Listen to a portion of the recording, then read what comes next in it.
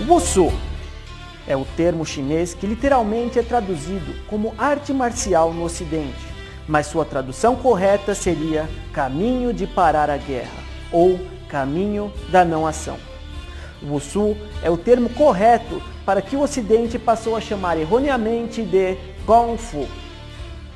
A palavra Gong Fu, em forma coloquial, pode significar estudo, virtude ou habilidade adquiridos através de esforço e competência na luta corporal. Por exemplo, se alguém cozinha bem, pode-se dizer que esta pessoa tem Kung Fu em culinária. O termo não era muito popular até a segunda metade do século XX. Acredita-se que no Ocidente a palavra foi usada pela primeira vez no século XVIII, pelo missionário jesuíta Jean-Joseph Marie Amiot. Muita confusão tem sido feita com as terminologias Kung Fu e Wushu, pois simplifica-se essas terminologias como se tendo artes de combate ou artes marciais, essas artes de luta de academia. Wushu, que as pessoas comumente pronunciam Wushu, né? O Wushu representa artes de guerra. Qualquer técnica de combate que os chineses denominam como Wushu. O Kung Fu significa habilidade, maestria plena em uma atividade qualquer, não só em técnicas de combate. O marceneiro, o cameraman, o produtor do programa, a pessoa que constrói essa casa, uma pessoa, o padeiro, todos que dominam a arte e através da técnica, do tempo, praticam o Kung Fu. Com a imigração de chineses, na maioria cantoneses, para a América, o termo começou a se difundir. Os chineses de Guangdong, Cantão, costumavam a se referir treino das lutas corporais, atividades que requeria muito tempo de prática ou trabalho duro, sob uma rigorosa supervisão de mestre competente, e seu dialeto usava-se a expressão Gong Fu. Agora, qual a relação de Kung Fu com as artes marciais? Tudo começou na construção da estrada de ferro, a estrada de ferro dos Estados Unidos, do Oeste. Para desbravar o Oeste, os americanos contratavam empregados chineses da China e realizavam uma longa viagem até os Estados Unidos. Lá, como os índios, como os negros, os chineses também eram discriminados. Então, eles sofriam abusos nas mãos dos americanos. Muitos chineses praticavam o Wushu, as artes marciais. Quando eram atacados, eles conseguiam se defender, jogar os grandes americanos no chão, derrubá-los com golpes. Os americanos ficavam maravilhados e perguntavam para esses pequeninos chineses: o que você faz? O que é isso que faz com que você nos derrube no chão com uma certa simplicidade? Eles não sabiam, a palavra arte marcial não existia no Ocidente. Eles não sabiam explicar que são artes de guerra praticadas até então em toda a sua história. Então eles falaram que é uma coisa que precisava de muito esforço, muito treinamento, prática longa e força de vontade. Então eles chamaram Kung Fu. O termo Kung Fu ganhou popularidade na década de 60, com a vinda dos filmes de Hong Kong para a América, principalmente os filmes de Bruce Lee. There were some lines that expressed your philosophy. I don't know if you remember them or not. Oh, I remember that. I said, this is what it is, okay? Isso é só um conceito, ok? I said, empty your mind. Visualize a forma da água. Be formless, O que shapeless. acontece quando você coloca a água em um copo? Now you put water into a cup. Ela se torna um It copo. becomes the cup. Se You você put a water coloca em into uma a bottle, garrafa, it ela se becomes torna the uma bottle. You garrafa. put it in a teapot, it Se colocá-la em uma becomes the xícara, ela se teapot. torna uma The xícara. water can flow, Se a xícara or quebrar, it can ela se crash. adaptará a qualquer forma. Be water, my friend. Seja como a água, meu amigo.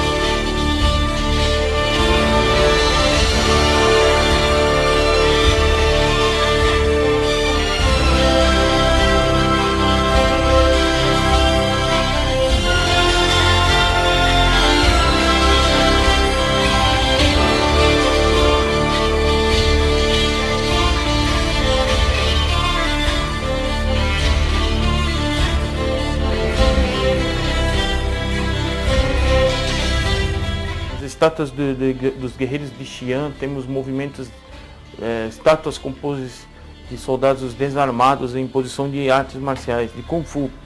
Isso é a prova de que o Kung Fu é muito antigo, antes mesmo do mosteiro Shaolin. Os guerreiros de terracota, compostos por mais de 7.000 guerreiros, onde nenhum deles é igual ao outro, sem dúvida compõem um conjunto arqueológico sem igual na história imperial da China e do Wushu. Os chapéus, através dos números e placas existentes, distinguiam os oficiais dos soldados comuns. Os soldados parecem marchar em combate ou estar em atividade de treinamento.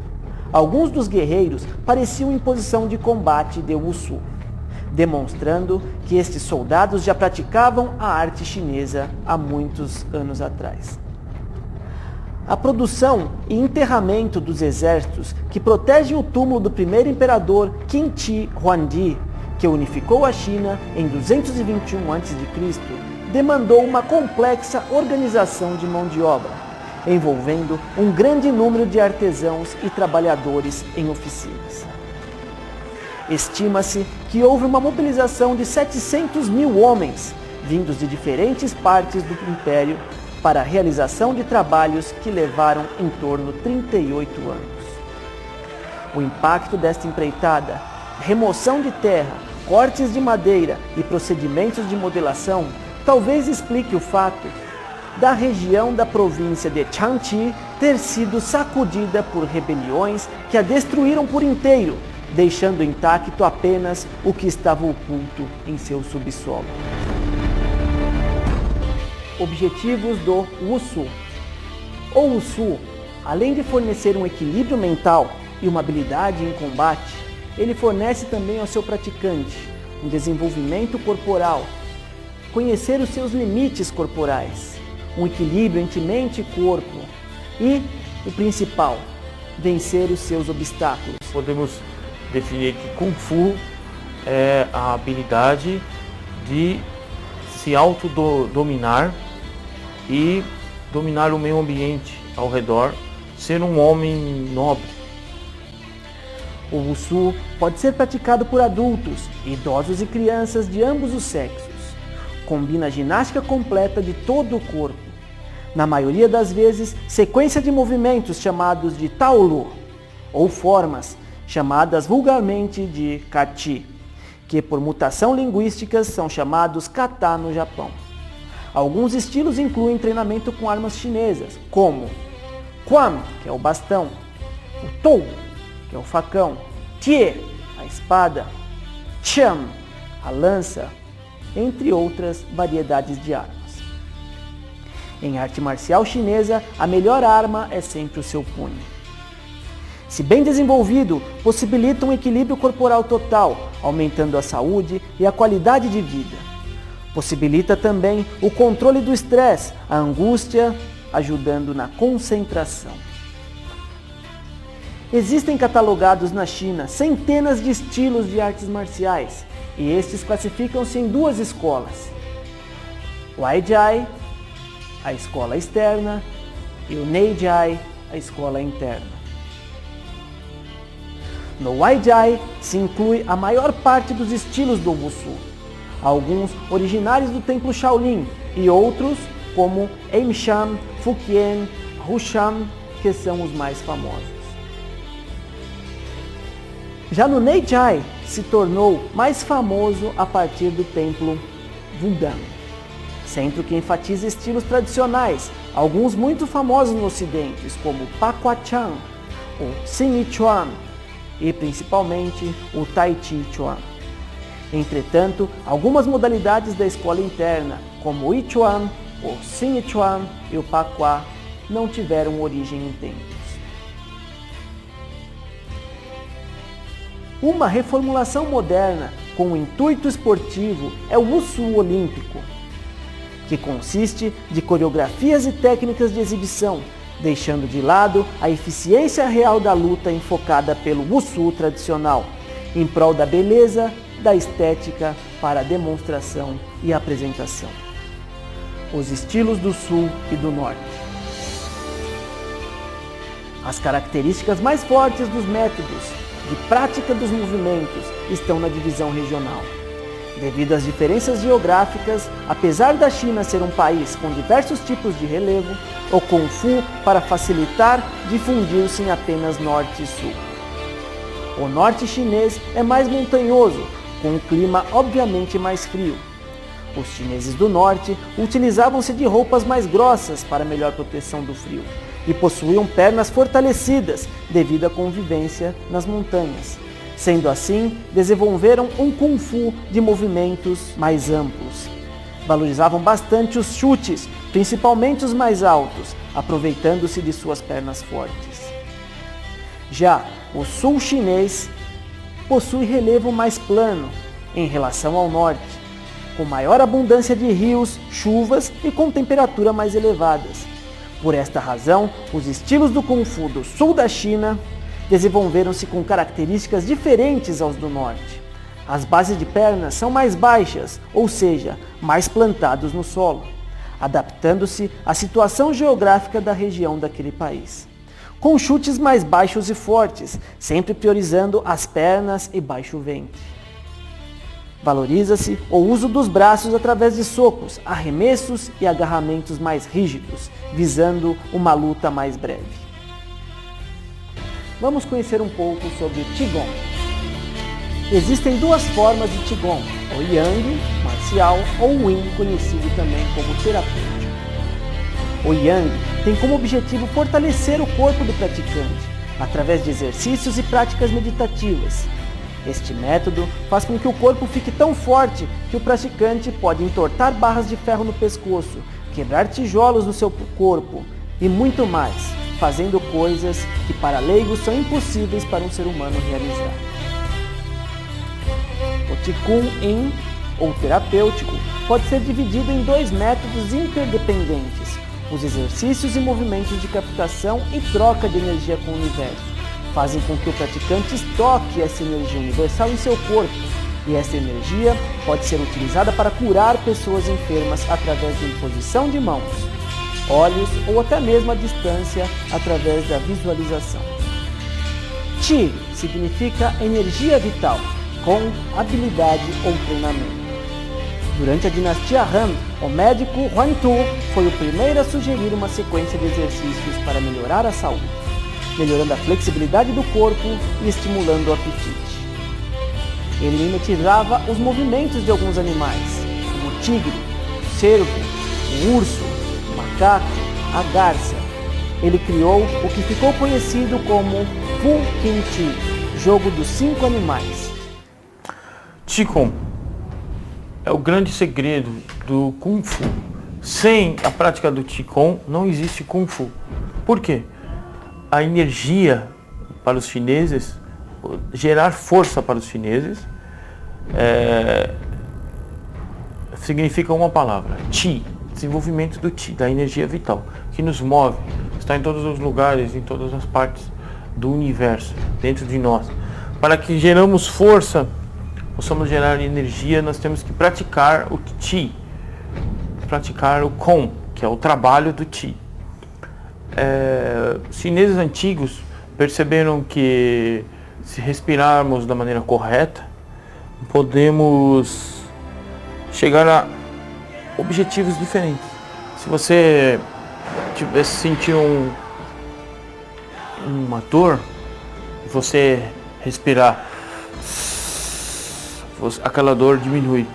Se você quer carregar um peso, você fizer um som leve, respirar, um som e respirar da maneira correta, muito fácil.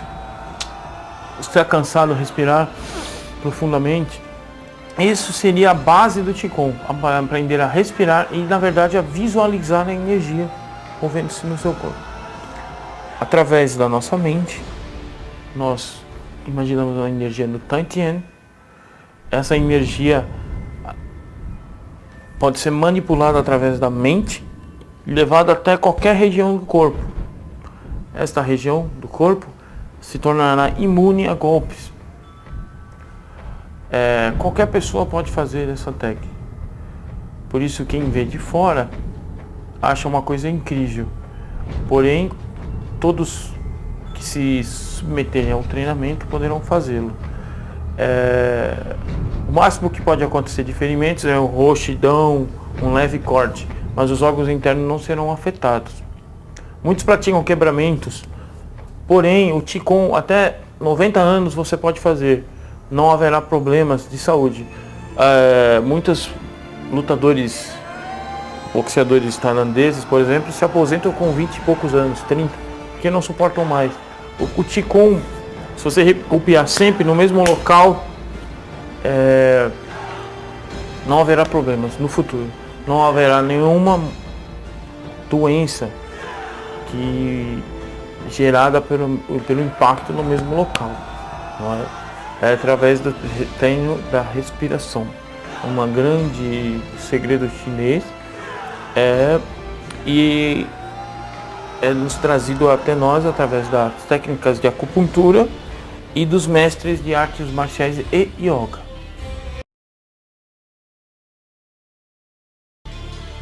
No Kung Fu, nós temos 3 filosofias principais. Praticamos o budismo, o taoísmo e o confucionismo. O confucionismo rege a moral, o comportamento e a ética. Todo o sistema educacional do Kung Fu é baseado nas tradições de Confúcio. Como entrar na sala, como sair, como reverenciar os mais velhos, como cumprimentar os mestres, professores, colegas, como honrar o país, a nação, como respeitar o próximo, como respeitar a natureza e o mundo. Essa ética e comportamento vem de Confúcio. As energias, o desenvolvimento da energia interna, a compreensão da natureza, do que nos cerca, o desenvolvimento da alquimia interior é uma tradição taoísta. A prática espiritual, a compaixão, a autorreflexão, é uma tradição budista. A meditação que nos faz ter mais sabedoria, né, mais compaixão, um coração mais puro, mais bondoso, provém da tradição budista. Então esses pensamentos influenciaram o Kung Fu que é hoje.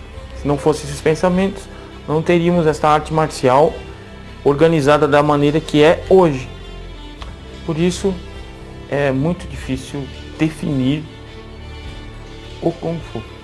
O pensamento taoísta hoje pode ser explicado pela física quântica. Foram eles que descobriram há milhares de anos que todas as coisas, inclusive nós mesmos, são interdependentes e constantemente redefinidas pela mudança das circunstâncias. Passamos a ver todas as coisas como elas são e a nós mesmos como apenas uma parte do momento presente. Esta compreensão da unidade nos leva a uma apreciação dos fatos da vida e do nosso lugar neles como simples momentos miraculosos. Agora nós vamos conhecer um pouco da medicina tradicional chinesa. As artes marciais, o Kung Fu e a medicina chinesa também são irmãos e desenvolvem um trabalho paralelo. Os mestres do passado tinham que aprender a quebrar e aprender a consertar, ou melhor, machucar e aprender a curar ferimentos, doenças. Então hoje, a origem do Kung Fu e das artes marciais e da acupuntura, da medicina tradicional chinesa, são a mesma origem. Nós usamos a mesma teoria de cura, é a mesma teoria para pontos vitais, pontos de energia, para o treinamento do Qigong duro, do fortalecimento interno, são as mesmas teorias. Agora aqui nós podemos ver equipamentos diferentes. Grandes agulhas, não existem 9 tipos de agulha. No livro do Tratado do Imperador Amarelo Lin Shu explica. Existem aparelhos para as mãos, para a sangria, para a orelha, massageadores, ventosas de plástico, ventosas, copos de vidro e a mocha Bustão, uma técnica da fitoterapia. Vamos agora fazer uma demonstração. A técnica da ventosa é muito antiga, era feita com bambus, depois evoluiu para vidro. nós temos aqui a aplicação dos copos sobre o corpo do paciente.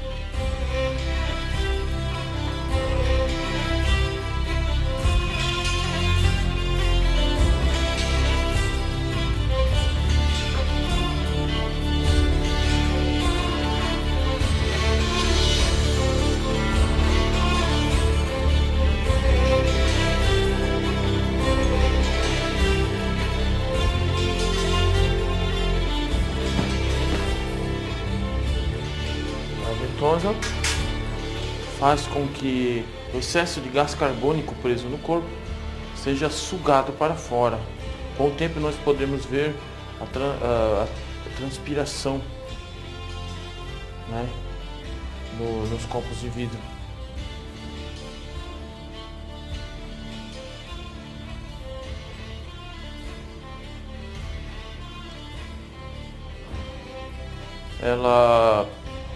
Nós trabalhamos ela nos pontos de acupuntura e nos meridianos, na coluna vertebral, na base da coluna, nos ombros, no abdômen, em várias regiões para diversos tipos de tratamento.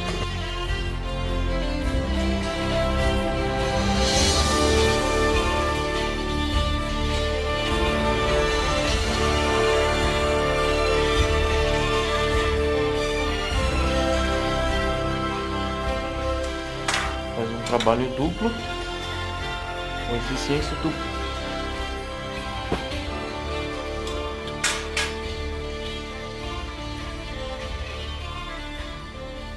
Grandes mestres do Kung Fu também eram mestres da medicina chinesa no passado. E muito importante é aprender a curar os alunos, aprender a curar os discípulos, a família, aprender os pontos de energia que circulam pelo corpo, assim podemos golpear melhor. Nos práticas de Kung Fu podem saber os pontos vitais dos seus adversários através da fisiologia chinesa, da medicina tradicional, da milenar medicina chinesa. Nós podemos usar a ventosa, a moxa bustão, a acupuntura, a massagem e a fitoterapia. A moxa bustão é um tratamento à base de artemisia. O calor desta erva em fogo ativará a energia Qi, que circula em todo o corpo da pessoa enferma. O tratamento é muito simples, muito rápido. Você pode passar na palma da mão para despertar o Qi de pessoas que estão exaustas, estão enfraquecidas, né? Pessoas que têm problema de suor na palma da mão. Muito bom. Você também pode usar moxa bustão na orelha, a auriculoterapia.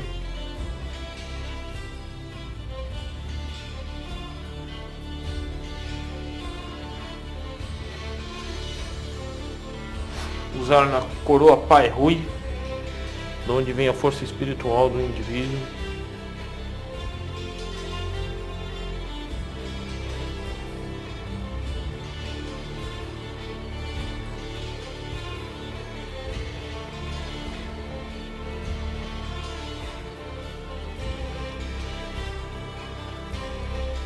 Diversas técnicas diferentes da medicina tradicional chinesa.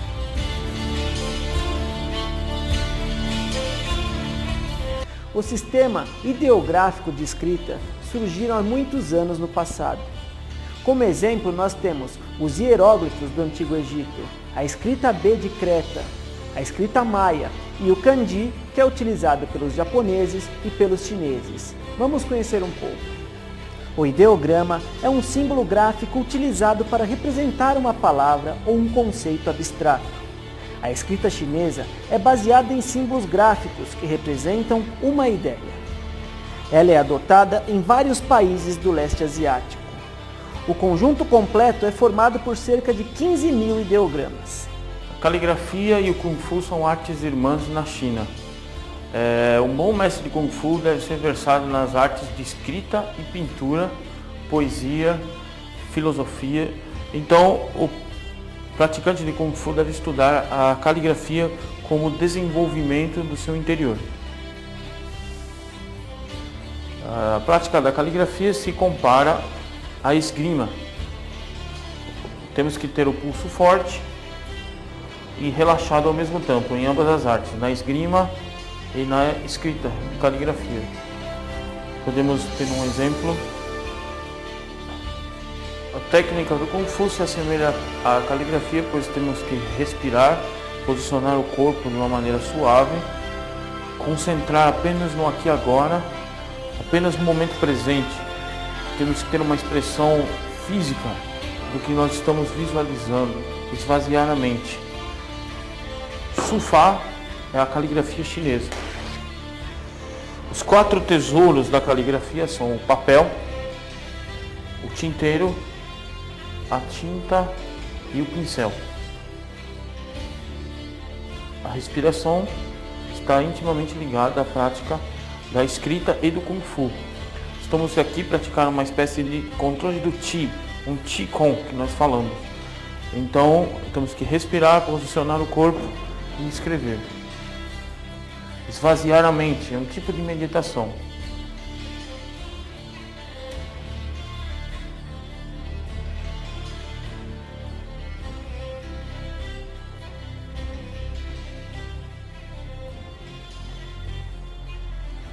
Por isso, a caligrafia e o Kung Fu são técnicas complementares.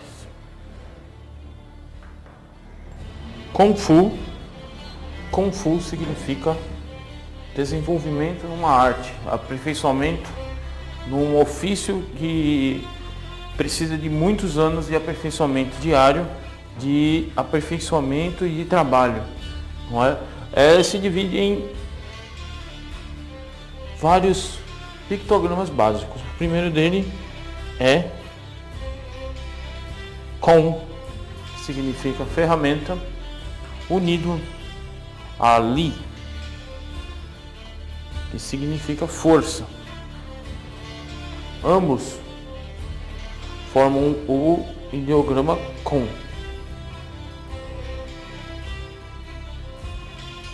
Kong significa realização, trabalho através de esforço,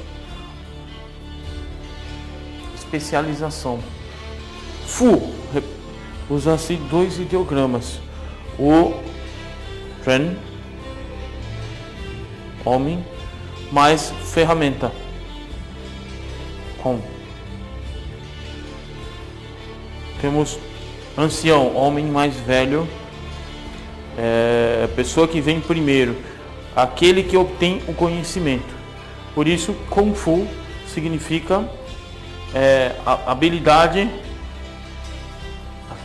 conseguida através do esforço, praticada por um especialista, uma pessoa que vem primeiro. Kung Fu.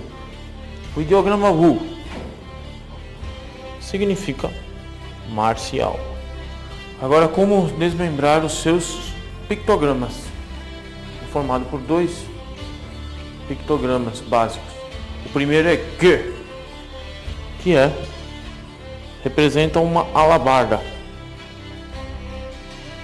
uma arma antiga de guerra. O segundo é Shen, parar.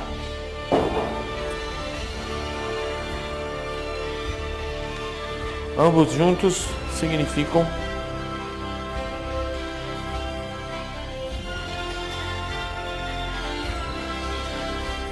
parar a guerra. Esse ideograma Ge representa guerra barata, guerra sem honra, injustiça. Junto com parar, forma o ideograma Wu, que significa parar a guerra, parar o conflito, parar ou dominar as técnicas de combate. Armas do Wushu. Bom, aqui nós temos o arsenal de armas chinesas. As armas chinesas do Kung Fu tradicional datam 5.000 anos para cá. Temos 5.000 anos de idade. Então nós temos as 108 armas tradicionais do Kung Fu e temos as 600 armas da China, de exército. Aqui nós temos armas médias, temos espadas, facões, sabres, porretes, adagas, espadas de diversas maneiras, designs diferentes, espadas pesadas. Essa é uma espada de exército, usada para corte, com força, né? Nós temos o sabre de 9 argolas, usado muito útil pela infantaria chinesa, né? As argolas serviam para e servem para encaixar a arma, prensar a arma inimiga.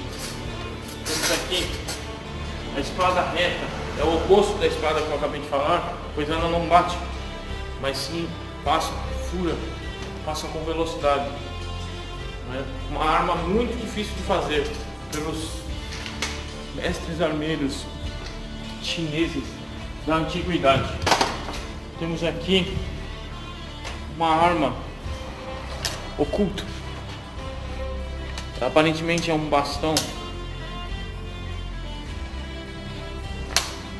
um simples bastão, mas na verdade é uma adaga oculta.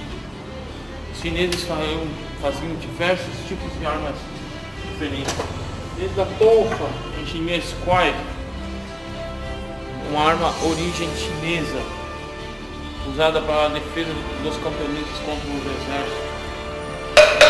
Muito útil, foi conhecida também no Japão. Para cá nós temos armas longas, diversos tipos de armas de exército, tridentes, foices, meia-luas, lanças, machados, marretas e de diferentes utilidades. Temos aqui o tridente do norte, um tridente usado pela cavalaria e pela infantaria, usado para enganchar a arma adversária,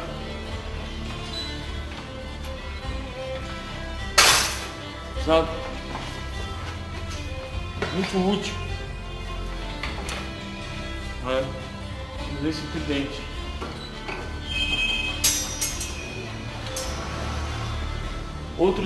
Outra arma é a grande lança. Essa arma era usada porque centenas de soldados de infantaria que formavam um corpo espinho contra o exército de cavalaria. Mais tarde foi usada nas escolas de Kung Fu como um treinamento militar. Usada para golpear, derrubar o adversário do cavalo enquanto ele galopava, manter o adversário longe. Centenas de soldados usando esta arma formavam uma fileira da morte, uma fila muito poderosa de combate. No Kung Fu, nós usamos as armas que foram usadas no exército, pelos camponeses, por monges e por guerreiros solitários, andarilhos. Outra arma muito conhecida é o machado turco. 2 machados trabalhando em conjunto.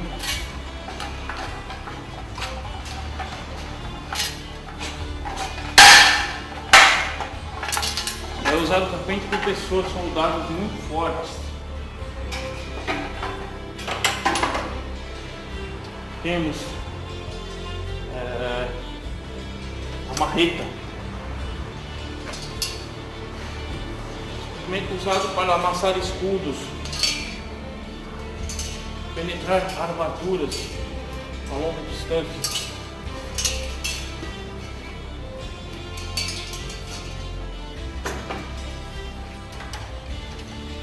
Aqui nós temos uma arma muito interessante, chama tonfa da andorinha. As garras servem para prender a arma adversária. Existem pontas de frente como adagas, o bico da andorinha para prensar, prender a arma, lâminas laterais, lâmina de frente para prender as armas. Uma arma que tem muita funcionalidade contra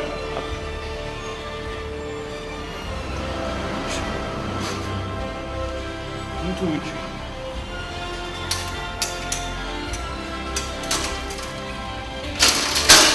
Temos também anéis de fogo, vento de fogo. Uma arma exótica, tida como exótica na China, usada por cavaleiros, mestres do Kung Fu solitário. Usavam essas armas diferentes. Elas criavam armas que pudessem usar contra outros guerreiros. O anel de vento e fogo, uma arma também usada no Tai Chi Chuan. Protege a mão. Pode oferecer pontas nos seus ataques. Muito poderosa essa arma. Muito exótica.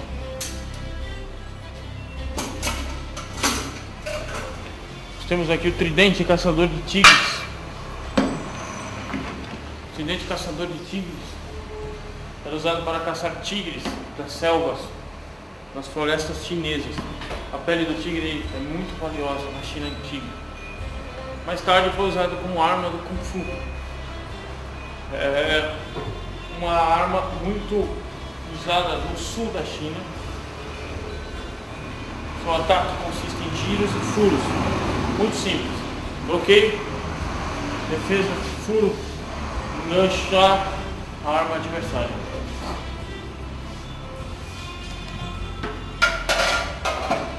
Duas armas aparentemente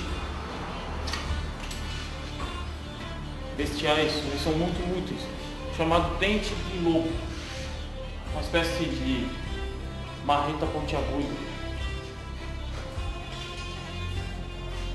Utilizada no Kung Fu como uma arma de campo de batalha, usada somente por soldados mais fortes, praticantes com grande poder de Kung Fu. Essa é apenas uma demonstração rápida de quais são as armas do arsenal chinês. O budismo. Diz a lenda que em 527 d.C., um misterioso monge budista velejou de Madras, na costa leste da Índia, até a China. Após um mês de viagem, ele chegou às bases da montanha Changcheng, próximo a Beijing. Dizem que ele sentou numa caverna durante 9 anos, em profundo estado de meditação, podendo até ouvir as formigas gritando. Para suportar as longas horas de imobilidade, ele aliou os conhecimentos milenares chineses com o desenvolvimento de técnicas de respiração e exercícios de alongamento, tratado de alongamento dos nervos, tendões e ossos. Quando o místico budista desceu das montanhas, ele descobriu que os monges Shaolin estavam doentes e fracos. Ele ensinou os modos secretos que desenvolviam a força interna e a habilidade para se defenderem na região montanhosa em que viviam. Estes ensinamentos tornaram-se conhecidos no budismo como Budismo Chan e a fundação da prática Zen. No seu núcleo estava a ideia do Wutai, virtude marcial. Isto representava a crença na disciplina com força, humildade e respeito por toda a vida. Seguindo isto, os monges iniciaram os primeiros passos dos exercícios das artes marciais, praticando continuamente. Na combinação de corpo, mente e espírito, permanece o segredo da verdadeira arte marcial. Hoje, os monges preservam o conhecimento que foi levado a eles pelo pai das artes marciais, Bodhidharma. Kung Fu é praticado juntamente com Zen, ou Chan em chinês, que é a doutrina de meditação, o autodesenvolvimento do indivíduo. Aqui na escola nós temos os nossos mestres ancestrais, que nós homenageamos através de imagens, para que se forma uma ideia na cabeça do praticante e quem são cada mestre. Aqui é Kong Kong ou Kong Ji, ou Kong Yu, que é o deus da guerra e o deus da literatura. É o patriarca das artes marciais, um protetor dos espaços comerciais, de templos, de casas. É um grande guerreiro, um herói, foi general e ministro da justiça e grande líder militar. Então é um representante das artes marciais chinesas, né? Aqui nós temos Siddhartha, o Sakyamuni Buda, o Buda Gautama, um príncipe indiano que abandonou todas as facilidades da vida e os prazeres, procurando o asceticismo. Ele é o mestre dos praticantes do Kung Fu e um exemplo para todos os filósofos, pensadores e pessoas de toda a Ásia, da extrema Ásia. Nós usamos eles como um reflexo para a nossa vida. Nós nos vemos através da imagem e nos lembramos da postura, da nobre postura que eles têm. Aqui nós temos a estátua de Kuan Yin, o Avalokitesvara, um Bodhisattva, um santo que representa a compaixão, a tolerância, a misericórdia por todos os seres do universo. Geralmente no santuário nós oferecemos coisas como um símbolo. Aqui, por exemplo, nós oferecemos um incenso cheiroso, para sempre nos lembrar que nossas boas ações devem ser como um incenso, imperceptíveis para quem pratica todos os dias. Nós oferecemos velas para que a luz da sabedoria ilumine a escuridão, a ignorância, a escuridão da ignorância. E nos ensinar a impermanência, de como a vela se apagará em pouco tempo. Nós também ensinamos, através do oferecimento de frutas e flores, a impermanência. As flores morrerão, murcharão. A maçã murchará. Se você não usufruir no tempo correto, ela desaparecerá. Essa é a simbologia do santuário budista, né, no Kung Fu. Nós praticamos a meditação para fortalecer a nossa mente e purificar o nosso coração. O budismo usa símbolos.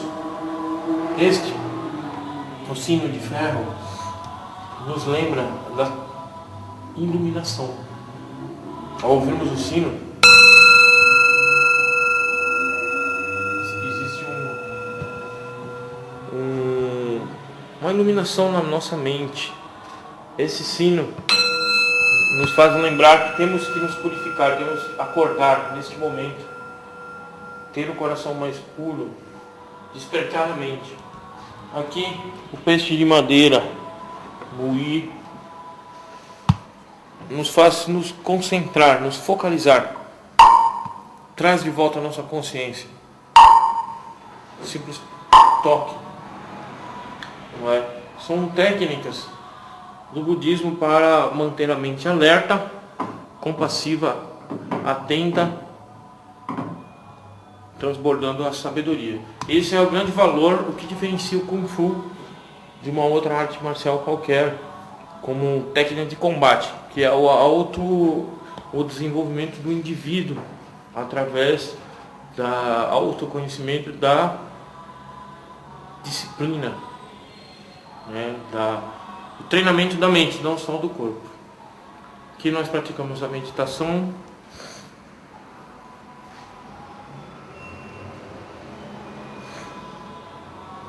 Bodhidharma ensinou aos monges de Shaolin a prática da meditação para fortalecer os frágeis corpos daqueles monges. tradição diz que os monges eram tradutores e viviam sentados o dia inteiro traduzindo textos do sânscrito, do Pali, para o chinês arcaico. E quando ele chegou da Índia para ensinar a meditação, ele desenvolveu métodos de exercício para que esses monges frágeis, fracos fisicamente, pudessem fortalecer o corpo antes de praticar as longas horas da meditação que eram ensinadas naquela época. Por isso a base do Kung Fu é a imobilidade, não a mobilidade. Fundado no final do século V d.C., o monastério foi beneficiado pela aura de santidade que cercava sua localização. Nas encostas do monte Song em Henan, anteriormente já nos primeiros séculos antes de Cristo, o Monte Song havia sido escolhido como uma das 5 montanhas sagradas, para as quais o imperador chinês deveria prestar homenagem na forma de rituais. Além disso, a relativa proximidade entre a montanha Luoyang, cerca de 56 quilômetros, facilitou o patrocínio imperial.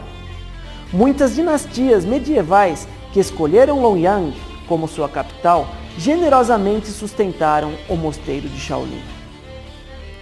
O imperador da dinastia Sui, Wenji, que reinou entre 581 e 604, por exemplo, acrescentou ao monastério uma área de 1.400 acres, chamado de Forte do Vale dos Cispestres.